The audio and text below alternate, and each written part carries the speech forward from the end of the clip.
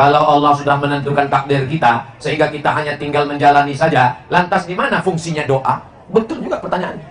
Emang cerdas orang Medan. Kan udah ditetapkan Allah semuanya kan?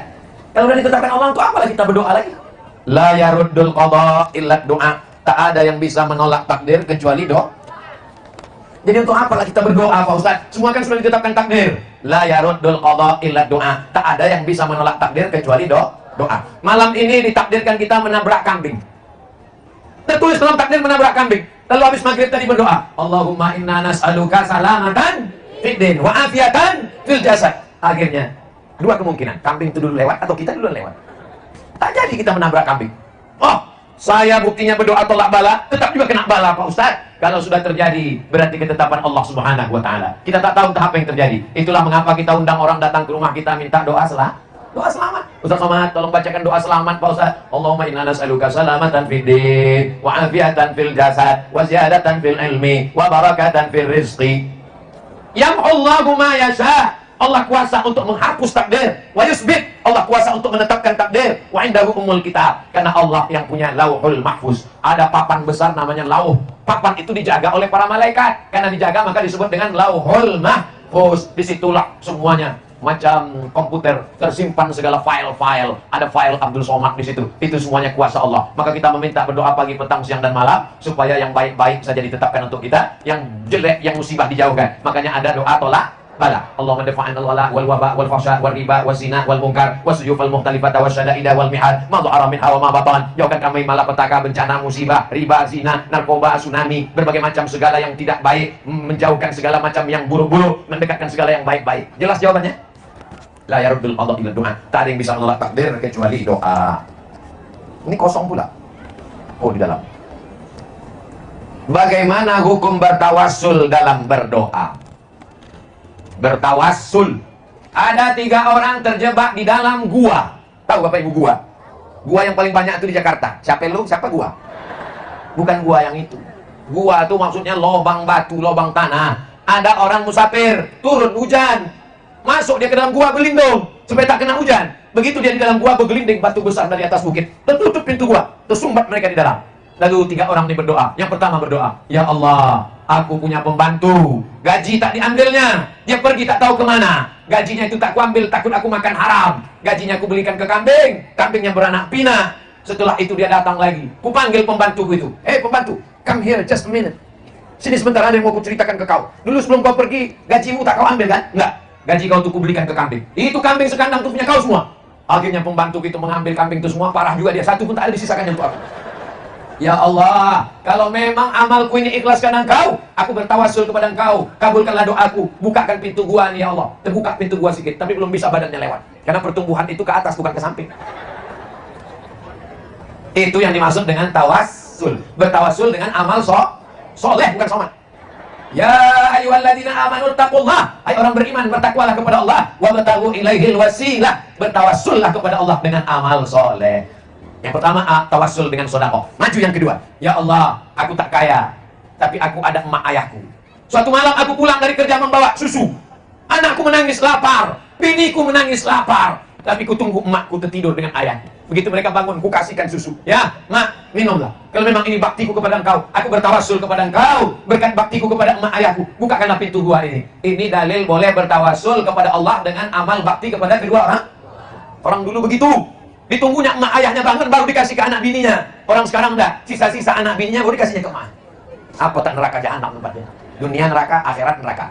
Pak Ustaz, orang kalau sudah dapat di dunia neraka, di akhirat kok dapat lagi? Dapat. Di dunia itu apa? DP-nya. Yang ketiga, aku tidak kaya macam yang pertama. Aku juga tak punya amak dan ayah karena sudah meninggal. Tapi aku ganteng. Ganteng Pak Ustaz, di Medan ganteng. Kadel. Aku punya sepupu perempuan. Aku jatuh cinta sama dia. Dia pun suka sama aku. Mohon maaf, beriku maaf. Hampir kami berzina. Dan ketika akan terjadi, aku takut kepada engkau. Tak jadi ya Allah. Kalau memang takutku kepada engkau hingga tak jadi berbuat dosa ini, bisa aku jadikan wasilah. Aku bertawassul kepada engkau. Bukakan pintu gua ini ya Allah. Terbuka. Itulah dalil tawassul ada dalam Sahih Bukhari. 3 orang. Pertama bertawassul dengan sedekah. Kedua bertawassul dengan bakti kepada kedua orang tua. Yang ketiga bertawassul dengan rasa takut kepada Allah. Jadi kalau ada Bapak Ibu besok bertawassul berdoa kepada Allah. Ya Allah, berkat sedekahku pengajian tadi malam 2.500 tuh ya Allah. Jangan cukupkan kuat-kuat, takutnya direkam kawan dari belakang. Itu tawasul. Setelah saya sebutkan hadisnya, saya tanya, bolehkah bertawasul kepada Allah? Bolehlah. Kalau tak boleh, takkan disebutkan dalam hadis. Bagaimana kalau bertawasul dengan orang?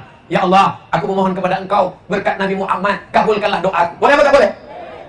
Hebatnya orang Medan. Belum kita jawab, dia udah tahu jawabannya. Rabbana zalamna anfusana wa illam taghfir lana wa tarhamna lanakunanna minal khasirin. Itu doa paling tua, doanya Nabi Adam. Ampunkan dosaku dan istriku ya Allah. Setelah itu apa kata Nabi Adam? Allahumma inni atawassalu ilaika bihaqqi Muhammad.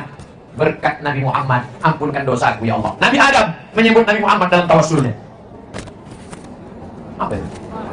Masya Allah, besar kita dari Kuala Namu ternyata. Ya Allah, berkat Nabi Muhammad, ampunkan dosaku ya Allah. Allah bertanya kepada Nabi Adam. Allah bertanya bukan karena Allah tak tahu. Allah Maha tahu. Allah mau kasih tahu pada siapa yang tak tahu. Nama siapa yang kau sebut tadi? Muhammad sallallahu alaihi wasallam. Dari mana kau tahu dia? Lama khalaqtani, ketika kau ciptakan aku dari tanah, nafakhta fi ruhi, kau tiupkan ruh, rafa'tu ra'si, ku angkat kepalaku, ku tengok di tiang aras ada tulisan Muhammad sallallahu alaihi wasallam. Itu menunjukkan kedudukan dia mulia. Aku meminta kepada Engkau berkat kemuliaan Nabi Muhammad, kabulkanlah doaku ya Allah. Itu dalil boleh bertawasul kepada Allah menyebut nama Nabi Muhammad. Sama macam orang Medan menelpon saya. Assalamualaikum Ustaz. Waalaikumsalam. Bisa Ustaz ceramah ke Medan? Tak bisa, jadwal saya penuh. Ini dari Masjid Al Yasamin tempat Ustaz ceramah dulu. Oh ya, insya Allah bisa. Itu namanya bertawasul dengan Masjid Al Yasamin. Tawasul artinya menyebut amal soleh, menyebut orang soleh supaya doa itu dikabulkan Allah Subhanahu wa Ta'ala. Itu juga kalau ada orang bertawasul menyebut berkat Syekh Abdul Qadir Al-Jilani, berkat Syekh Bahaudin Naqsyabandi, berkat Syekh Abdul Hasan Asy-Syadzili, berkat Syekh Abdul Wahab Rokan, berkat Tuan Syekh Fulan bin Fulan. Selama orang itu baik, kata Syekh Yusuf dalam kitab Al-Mawsu'ah Al-Yusufiyah fi Adillatis Sufiyah, maka sesungguhnya itu masuk dalam kategori tawasul dengan orang soleh, ulama, warasatul anbiya, pewaris para nabi. Yang tak boleh itu, aku bertawasul kepada Engkau berkat hantu penunggu pokok beringin ya Allah, berkat Nyi Blorong, Sundel Bolong, Suster Ngesot dan Dracula, tidak boleh. Karena tak ada hubungan dengan iman dan amal soleh. Dua, bagaimana menjelaskan kepada orang yang menanggap karomah Syekh Abdul Qadir Jilani dianggapnya tahayul atau hanya dongeng saja? Ulama besar kita Imam Syafi'i meninggal tahun 204. 400 tahun sesudah itu lahir ulama besar dalam mazhab Syafi'i namanya Imam Nawawi, meninggal tahun 676.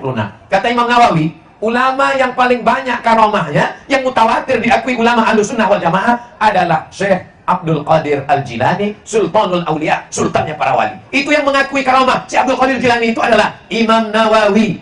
Kalau orang belajar kitab hadis Arba'in, Imam Nawawi. Kitab Al-Azkar, Imam Nawawi. Riyadhus Shalihin, Imam Nawawi. Al-Majmu' Syarah Muhazzab, Imam Nawawi. Rawdatul Talibin wa Amdatul Muftin, Imam Nawawi. Hafal dia Sahih Muslim, Imam Nawawi. Imam Nawawi ulama besar mengakui Syekh Abdul Qadir Jilani. Tiba-tiba datang ustaz yang hadisnya cuma hafal 3, itu pun kalau laptopnya hidup. Tak mengakui Syekh Abdul Qadir Al-Jilani. Bapak Ibu percaya Imam Nawawi atau ustaz laptop yang hafal 3 hadis kalau hidup lampu tadi? Kalau saya lebih percaya kepada Imam Nawawi karena beliau ulama besar Ahlussunnah wal Jamaah. Itulah mengapa menatik biografi Syekh Abdul Qadir Jilani itu dibacakan. Supaya apa? Supaya umat tahu dan Syekh Abdul Qadir Al-Jilani adalah ulama Ahlussunnah wal Jamaah. Assalamualaikum warahmatullahi wabarakatuh. Waalaikumsalam. Ustaz, apakah kita puasa 10 Muharram boleh satu hari itu saja? Khaliful Yahud.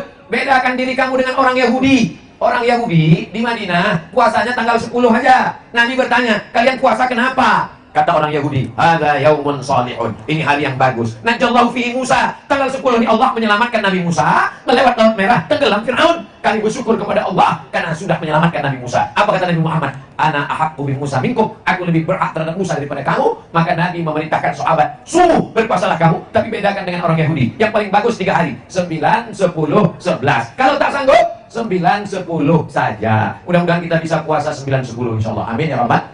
Andai ada orang berpuasa 10 saja, tapi niatnya tak ada menyerupai Yahudi, tetap boleh. Tapi yang afdalnya adalah 9, 10. Ingat nanti, tanggal 9, tanggal 10, berpuasa Asyura. Asyura artinya Asyara, 10. Asyura, 10 Muharram, karena pada hari itu Allah menyelamatkan Nabi Musa dan menenggelamkan Fir'aun. Mudah-mudahan kita pun selamat dari akhir zaman fitnahnya yang luar biasa insyaAllah. Amin ya rabbal alamin. Apakah tidak menyamakan puasa dengan orang Yahudi? Terima kasih Pak Ustaz, kembali kasih. Sudah terjawab. Bapak Ibu yang dimuliakan Allah Subhanahu wa Ta'ala, kesimpulannya adalah bahwa setiap subuh tadi, kalau besok pagi kita hidup, mudah-mudahan Allah masih mengirimkan malaikat. Apa kata malaikat? Allahumma a'ti munfiqan khalafa. Orang yang bersedekah ini kasihlah dia ganti ya Allah. Yang bersedekah tadi didoakan malaikat. Hadisnya Sahih Bukhari. Ya Allah, yang sudah bersedekah kasihlah dia ganti ya Allah, kata malaikat. Adapun yang pura-pura dompet tinggal, Yang pura-pura khusyuk waktu menengok ustaz ceramah supaya kotak tuh lewat. Yang pura-pura tertidur. Maka Allah Maha Adil, dikirimnya juga malaikat untuk orang ini. Apa kata malaikat? Allahumma ati mumsikan talafa. Orang yang tak mau bersedekah, binasakanlah dia ya Allah. Berawal dari pulang pengajian sendal hilang. Tak lama sesudah itu helm hilang. Tak lama sesudah itu laki hilang dilarikan pelakor. Ustaz ini nakut-nakuti kami aja. Saya tak nakut-nakuti. Yang saya ceritakan ini fakta. Yang saya ceritakan ini data. Saya tak percaya ceramah Ustaz Somad itu. Tetangga saya tak pernah pengajian, tak pernah sedekah. Rumahnya besar, mobilnya besar, bininya besar. Bukan masalah rezekimu lancar, tapi masalahnya tidak ada barokahnya. Duit banyak anak sakau, duit banyak laki selingkuh, duit banyak bini maksiat, rumah besar tak ada zikir di dalamnya. Itu bukan nikmat, itu namanya istidraj, azab yang tertunda. Malam ini sehat kita pakai untuk pengajian. Malam ini yang punya motor dipakai untuk tabligh akbar. Malam ini yang punya duit dipakai untuk pembebasan tanah. Itu adalah nikmat. Tapi ada orang duit hanya sekedar lewat di kantong, duit hanya sekedar mampir di rekening. Itu namanya duit antu dimakan begu ganjang.